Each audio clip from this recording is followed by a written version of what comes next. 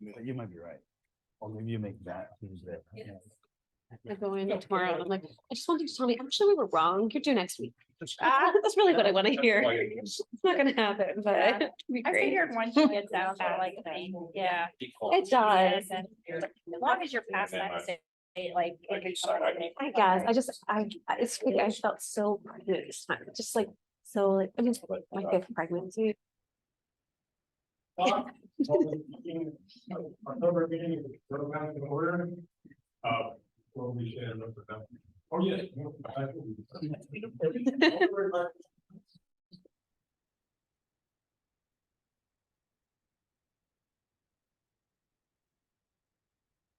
To the flag of the United States of America, and to the republic for which it stands, one nation, under God, indivisible, with liberty and justice for all.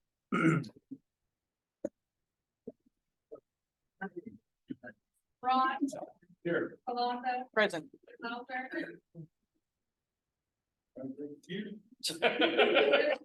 Present. Here's White. here, Herring, Present. Pratt.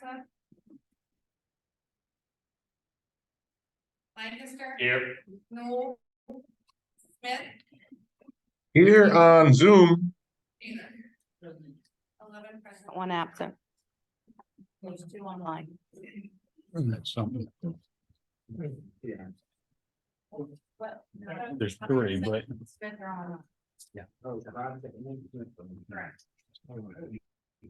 Make an announcement that they can participate, but they can't vote.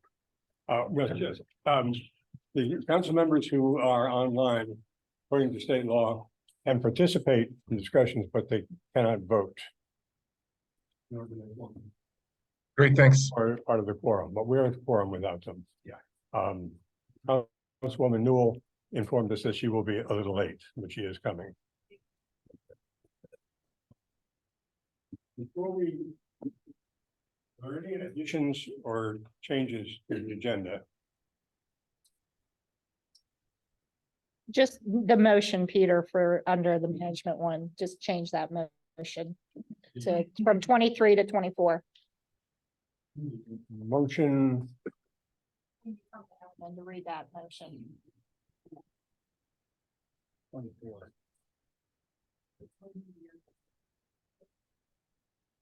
24 instead of 23.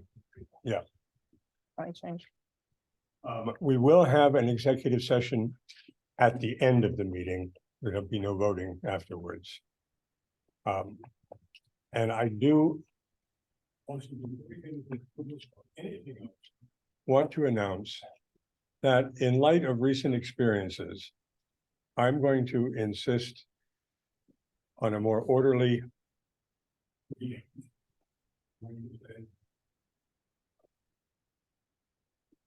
No one is to address, is to interrupt anyone who's speaking. No one is to speak directly to another member of the council. All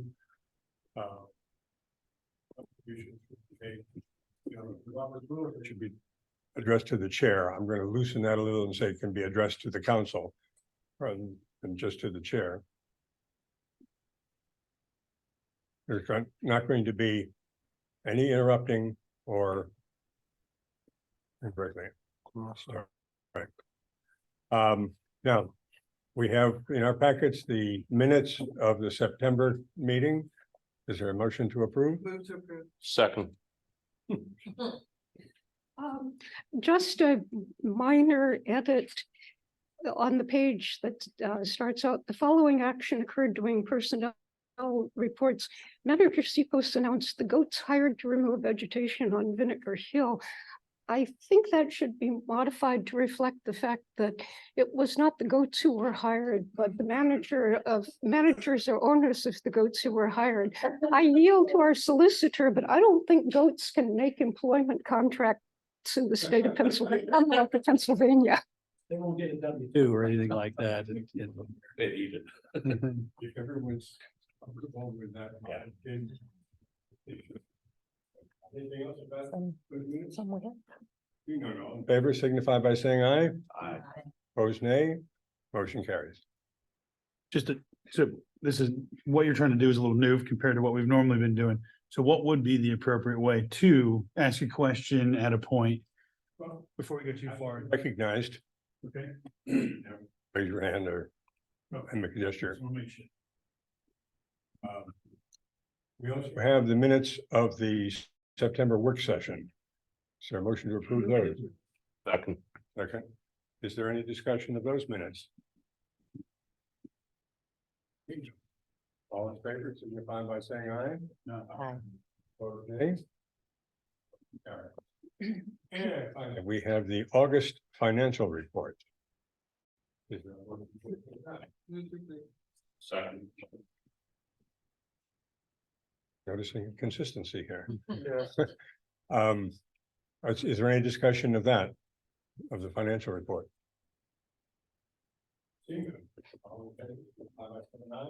Aye. Opposed, nay? Motion carries.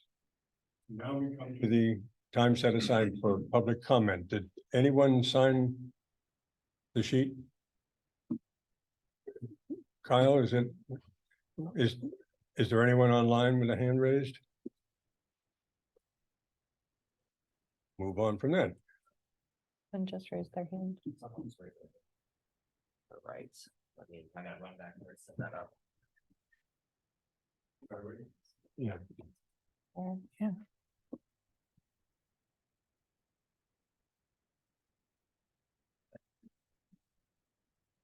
There's no one. Hold up, Yes. We have 3 minutes to address the council, and we will listen politely. It is. Please identify yourself by name and address.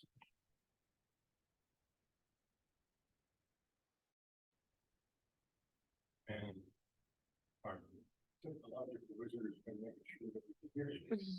They're muted, I'm waiting for them to unmute themselves.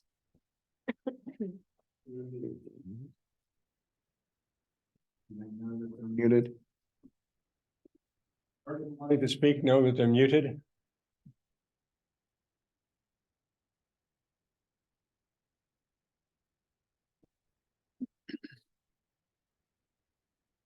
I can't read from here. Curry, Graham Curry. We know what her middle name was.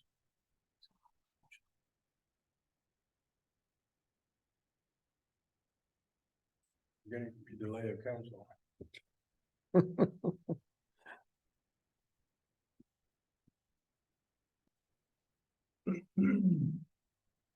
Kyle, is there anything? I can't make them unmute, No, I understand that. but that's the only person. Does she have her hand raised to speak? Yeah, I can see that. Yeah, no, I'm just saying on the thing.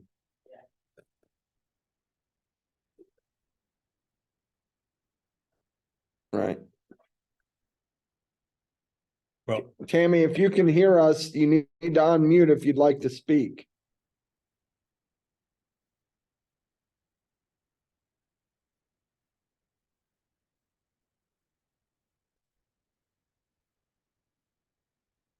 I think we're going to have to move on. The executive session is going to be at the end of the meeting. Any reports? We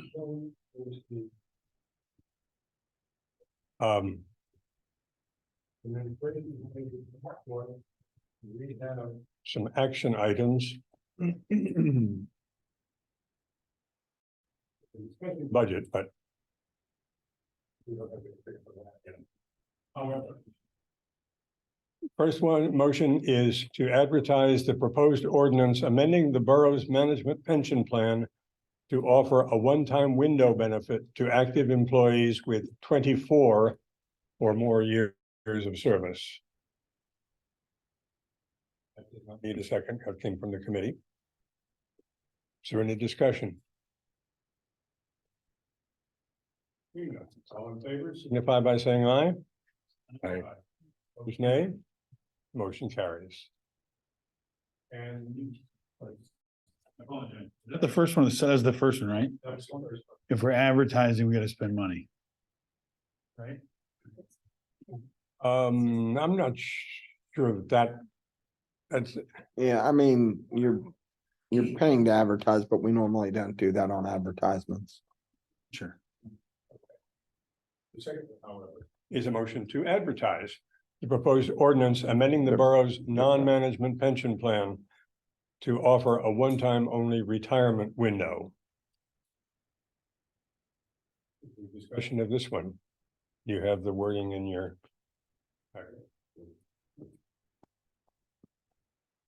I think because this is an ordinance, we need to have a roll call vote. Well, they were, yeah, Move to advertise. It's to it's advertise. the it, move but- to advertise. It's the same We as the don't do the first roll. motion. You can do a roll on either one. I mean, Oh, the first one is advertisement, right? of an ordinance as well, Yeah, okay. Well, we don't need to. We only need to do that when it comes back and we approve when it. you approve it. All right.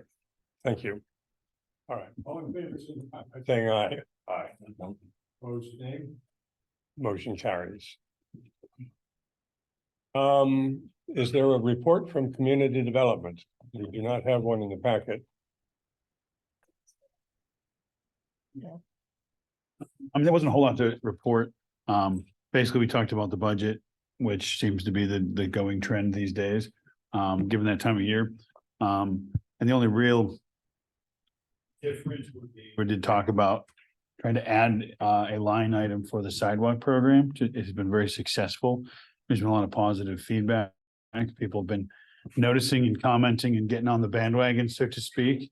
And I think it would be wise to at least consider trying to get it added as a regular line item of some amount or another.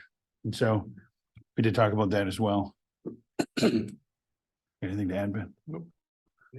For community development.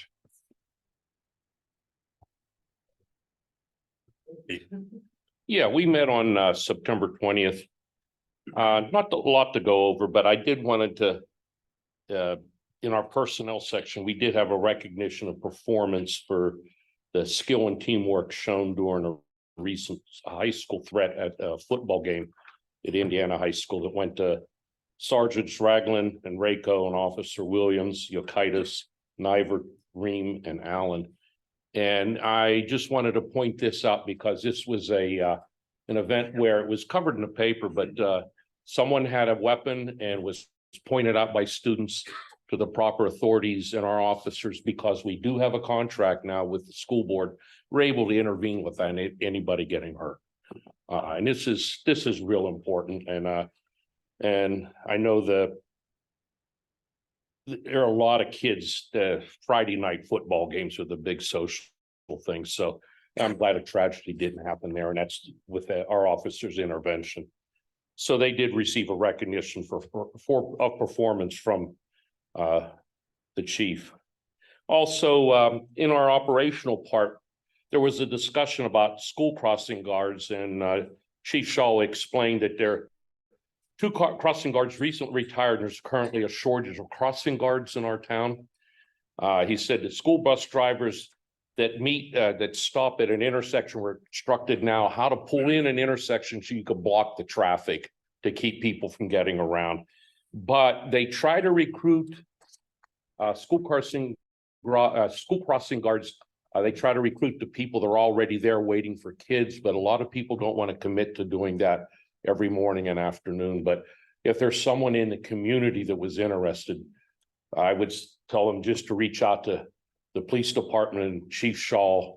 We still need some crossing guards. Have an announcement to that effect up on our webpage and our Facebook page, and if not, could we get one? Good, please send me the information and I'll post it. Good. Thank you. Yeah, because we did have somebody raise a concern about traffic around a school bus stop at an intersection. And there are drivers that you think they would remember when you see the flashing red lights, you should stop, but there are some that don't. So now the drivers are told to pull in the intersection at an angle, and it makes it much more difficult to get around. And that's it. It was That's what you got? a lot of normal stuff. But those two things I did want to highlight. Are there any questions for public safety? Seeing none. Public Works. There are a couple of motions. So I have to hand over the recording to one of my I'll colleagues let you there. go. Just getting my bearings switching from children to adults. Thank you. We're meeting the two major things that came out of it. Besides what you will notice as a headline, an all caps element, goats are gone. As if people hadn't already noticed, but I imagine they have by this time. Okay, we have two actions that the council needs to take. And the first one is approving a pay application to TerraWorks in the amount of $115,320.73 for work on the South 15th Street project. You said 115,000, but says, Yeah. yes.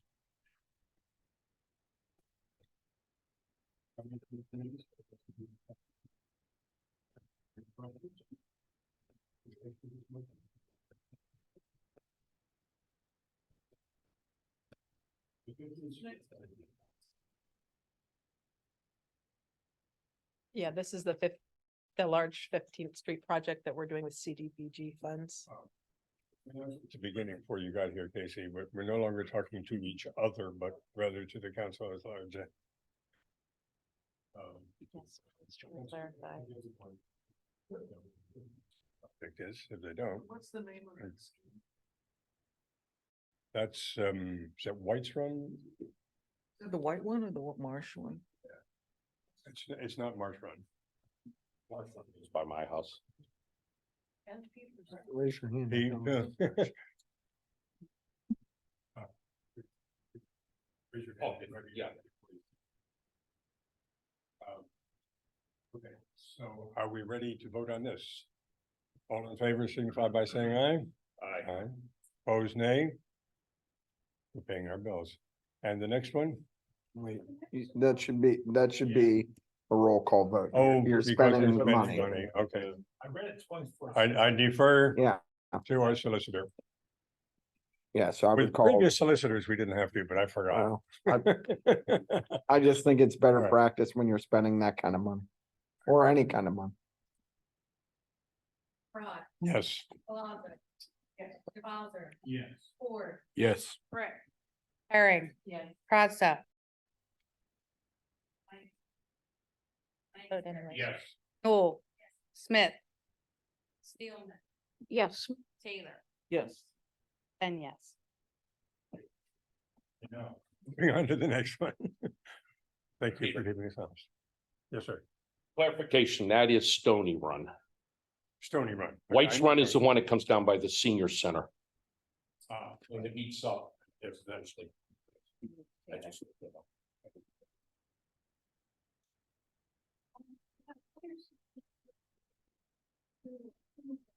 application by A. Liberoni in the amount of $8,789.97 for work on the Nixon Avenue project, which, as of a few days ago, still could have stood to have a couple of loads of gravel dumped into the ditch right next to the new construction. But essentially, that's finished up. And oddly enough, in the report, the committee report itself, that somehow came out as a bill for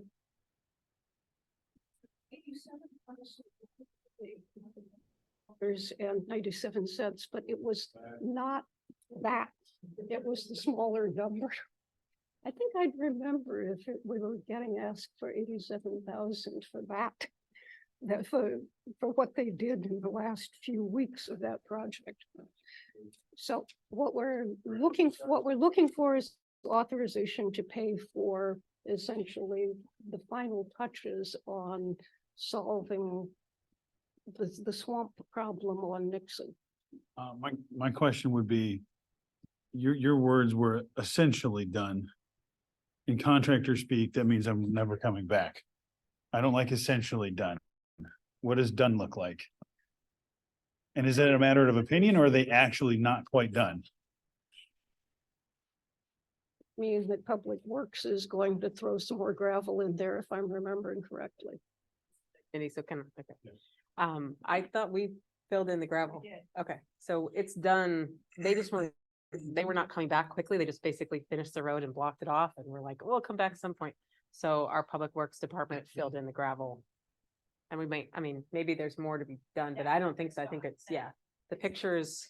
If you want to see pictures, I can send them from the Public Works. Just get annoyed at companies that do that around town, if you will.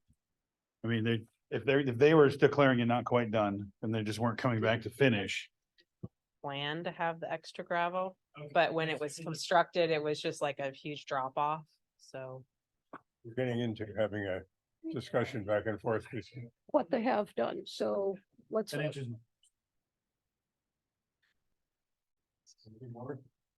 this motion? Oh, roll call because of money.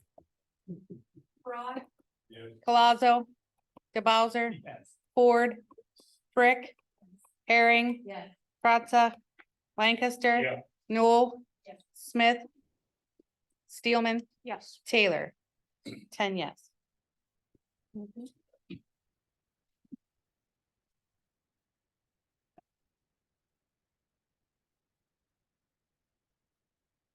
Anything from the Shade Tree Committee? I Yeah. believe there is. Met last week, Monday. Bulk planting plans are still on track for the 1,000 block of Philadelphia Street and for trees also on South 7th Street. They're right off of Philadelphia.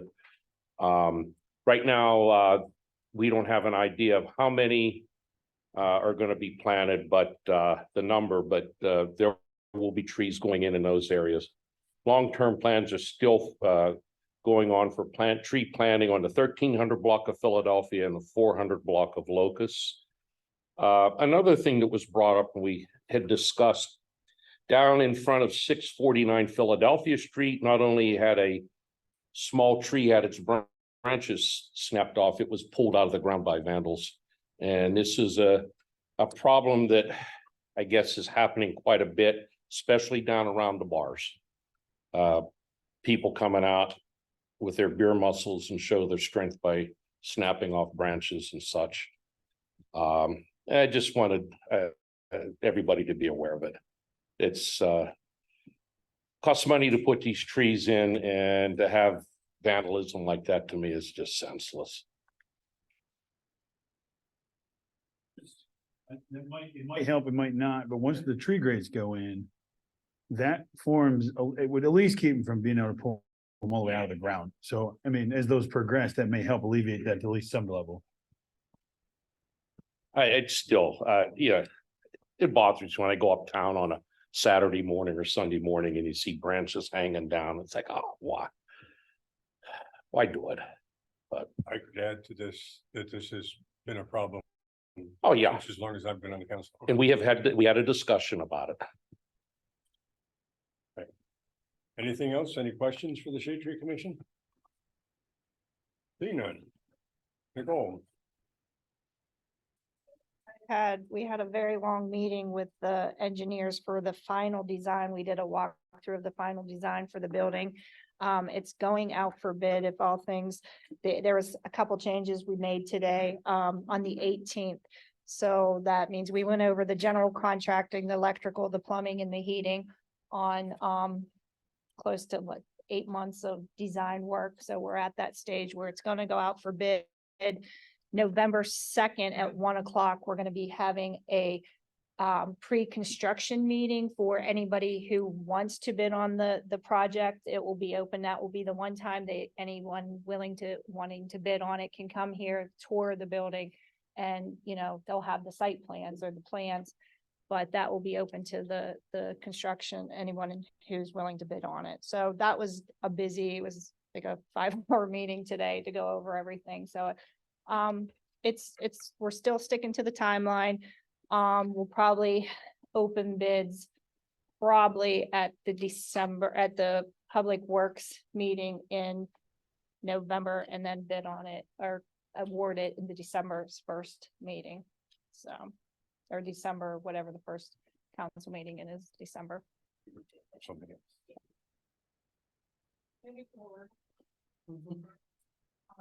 Working with the staff on, obviously with the budget has been a big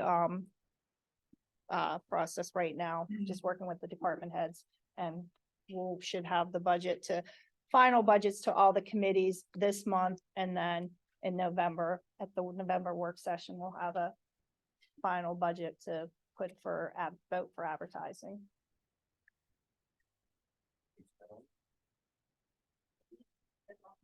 Are there any questions for Nicole?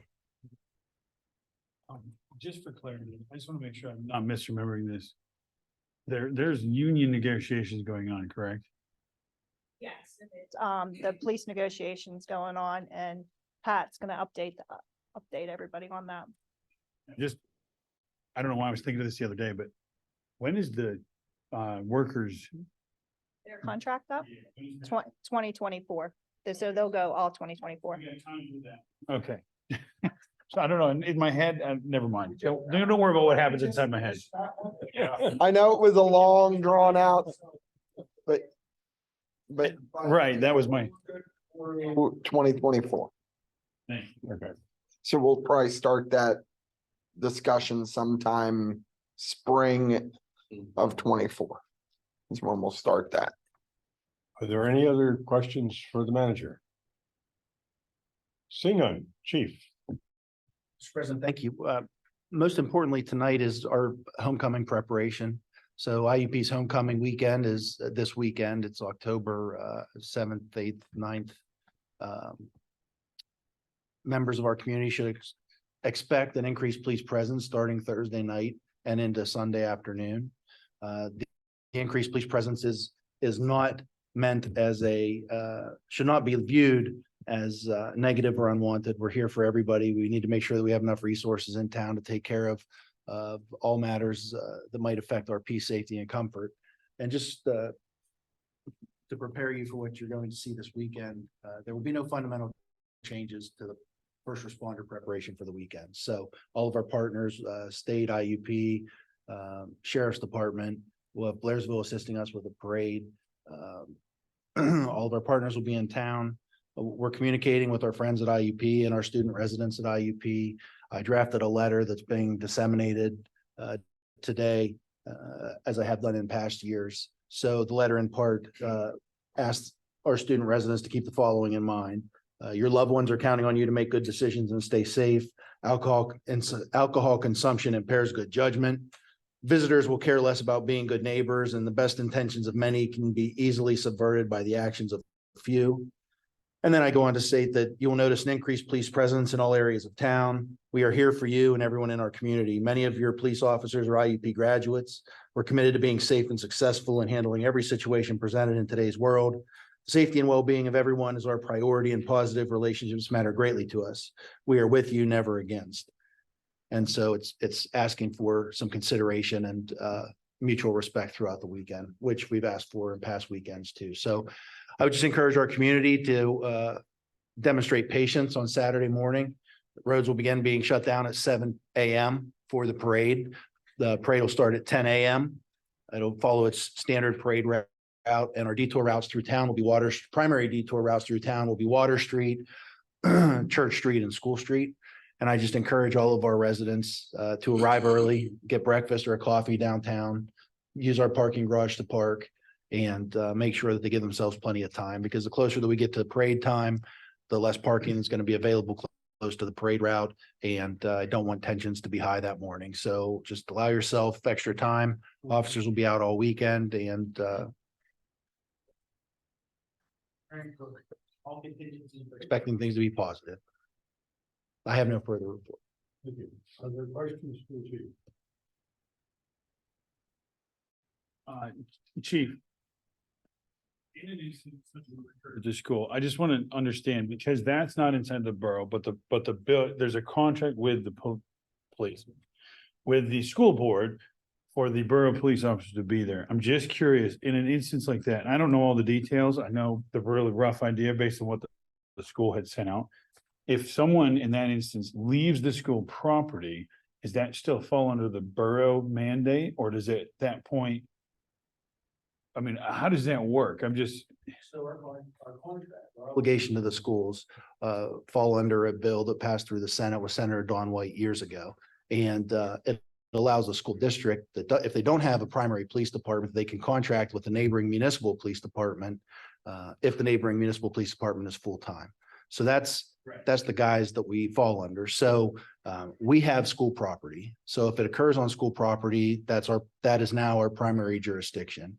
Just like if it happens in the borough, if it occurs in Indiana Borough, but someone flees into White Township, we're under no obligation to stop at the borough line and throw our hands up and say, we can't deal with that.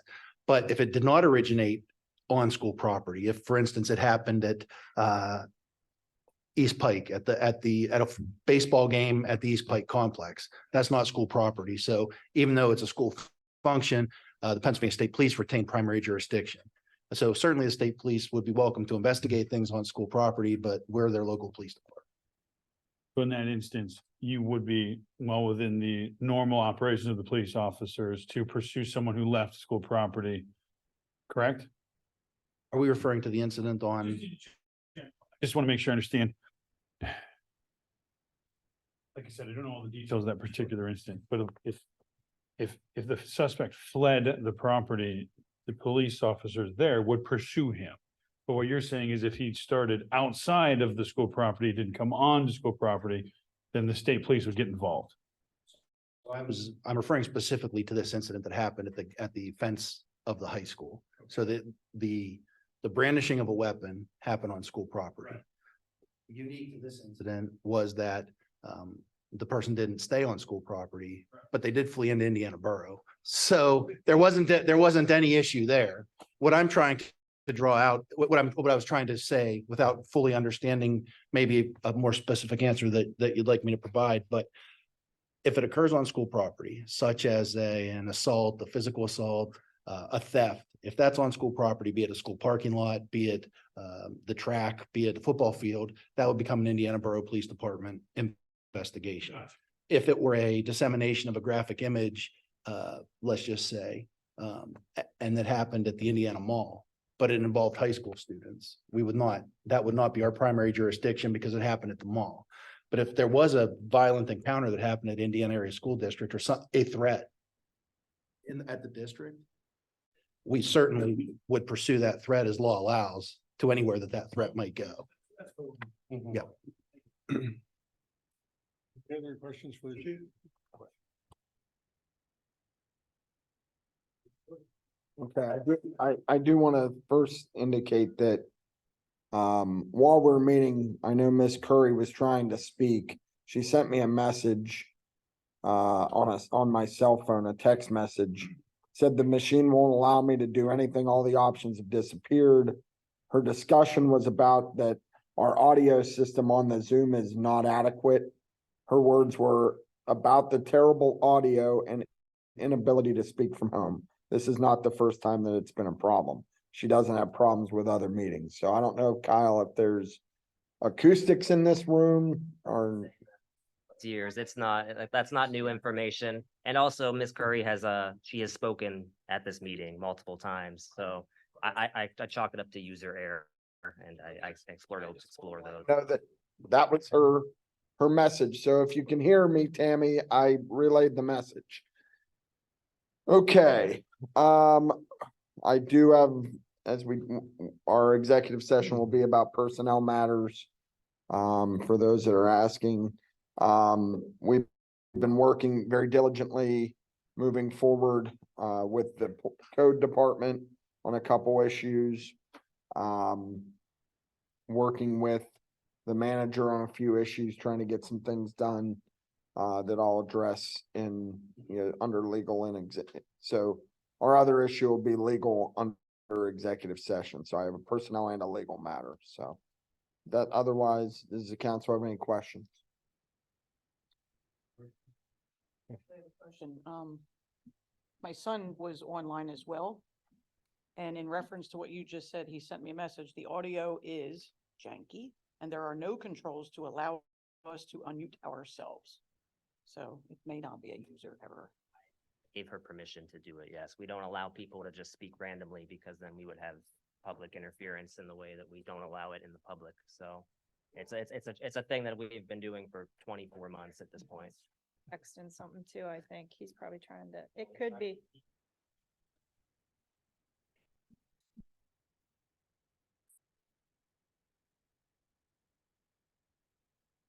Remodeling. Is that what we're gonna get, Nicole? A smart building? Okay. Um,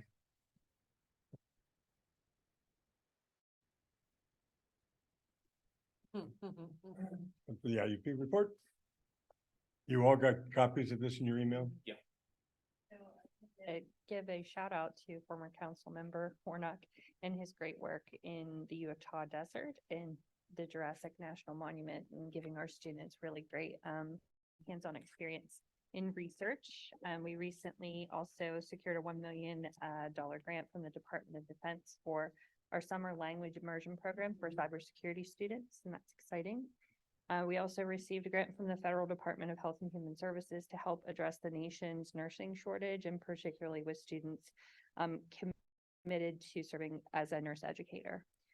The IUP Academy of Culinary Arts recently received exemplary standing status from the Accrediting Commission.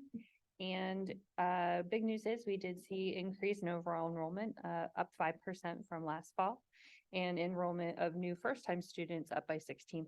So that's really great news for us.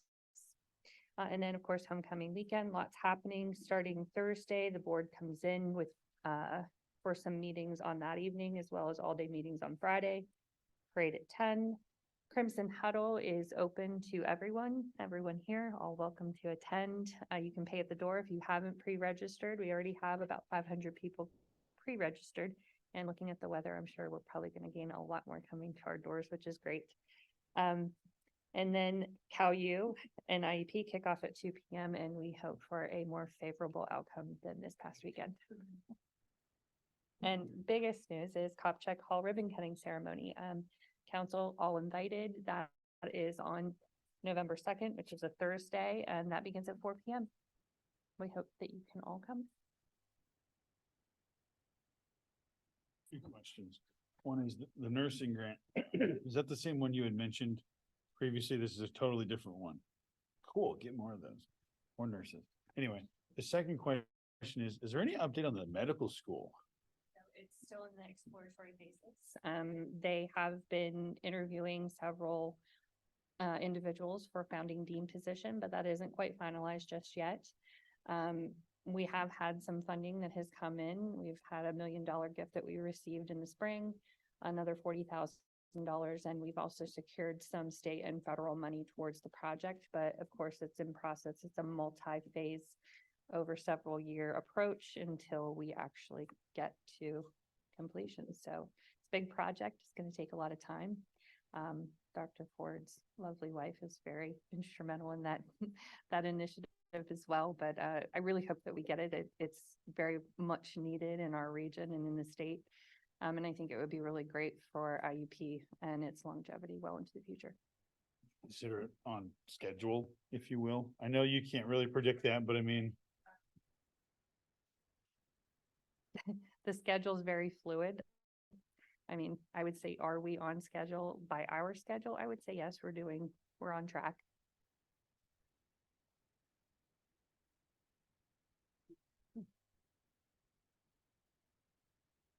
My turn.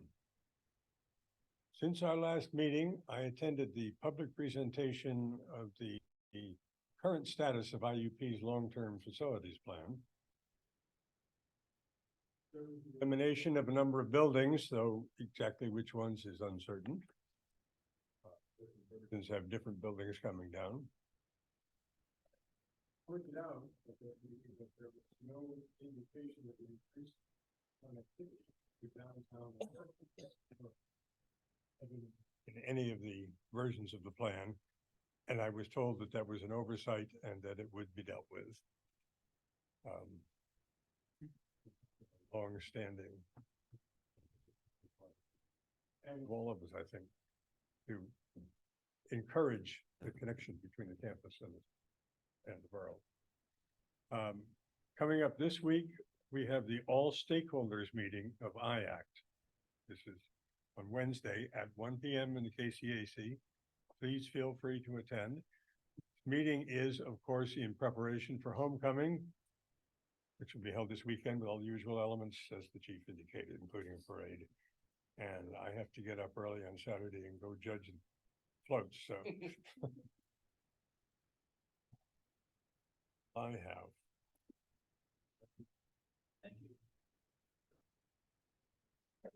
To an event at the senior high school, just to go a little bit further with what's going on with the school district. I talked to a number of the school board members, and it's amazing to me how happy they are with the protection that we are providing for them. It's not only great for our area, but there are other school districts that would like to have this same setup as we have. And this goes back, as the chief pointed out, to Senator Don White and whenever Bill Sutton was here and trying to put this all together. So we're real lucky that it's happened. And it makes you feel good about the kids being safe. It now allows the police to be able to know these children from kindergarten right through 12th grade. So it's a big deal, and it's already proven itself. And we're very thankful for that. And that's all I have. Thank you. Mayor.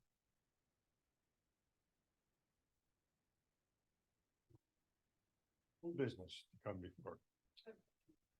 There was an admin meeting last week, and I know I should have probably mentioned an amendment to the minutes, but I was in attendance, but it doesn't show in the minutes. And there was an announcement by you, I think, regarding a change in chairperson position. Can you? What about?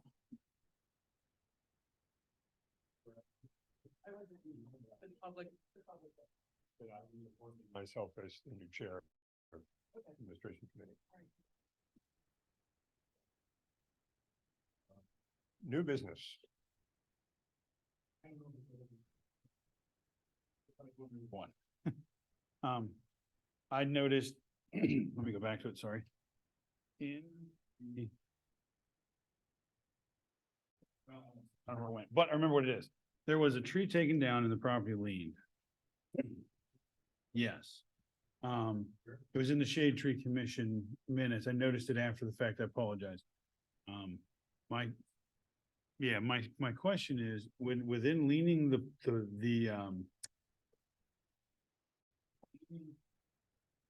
property, did we grant them the same tree program reimbursement level, which would essentially allow the borough to recoup a portion of the cost it had into it in advance? Does that make sense?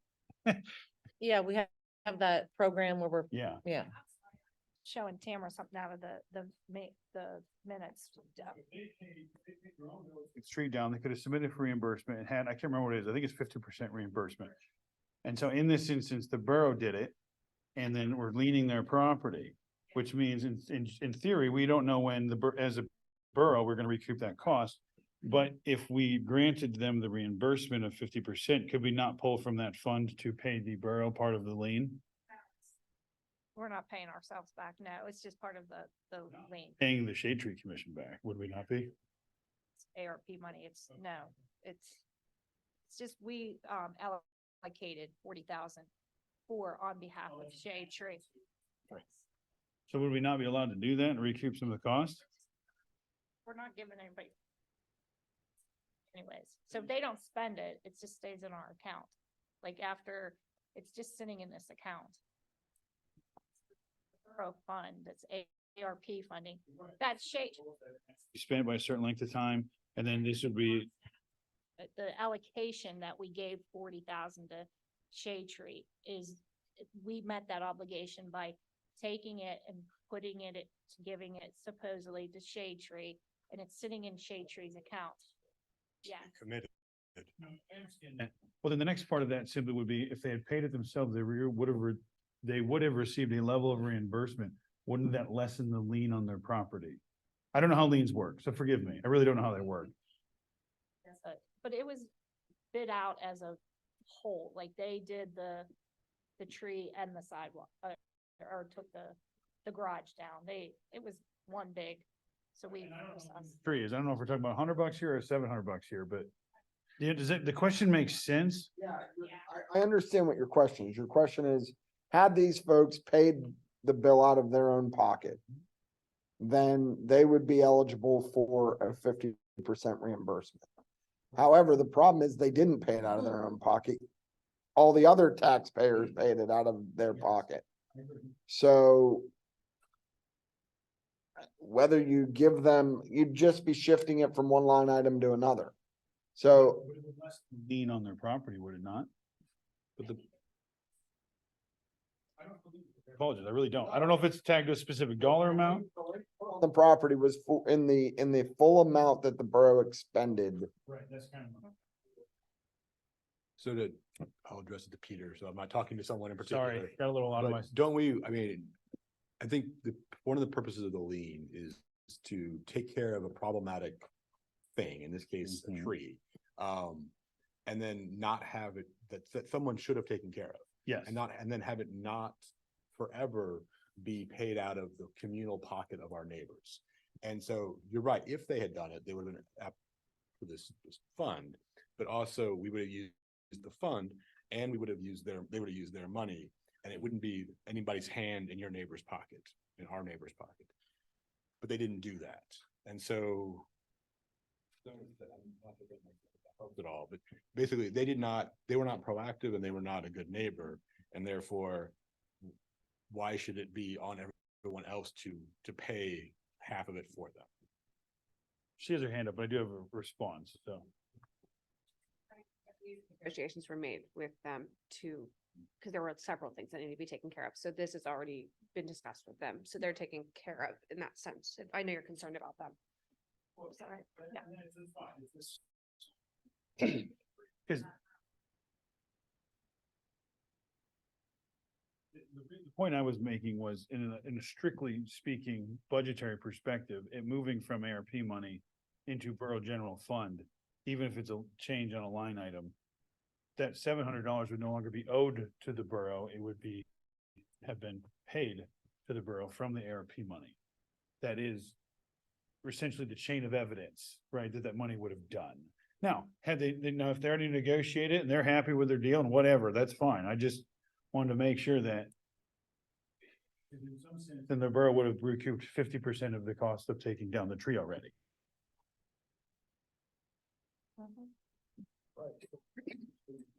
From this line item to that line item. So if you could move money out of, for example, liquid fuels and into the general fund, you can then do different things with it. So it does matter in some circumstances, maybe not in this one specifically, but.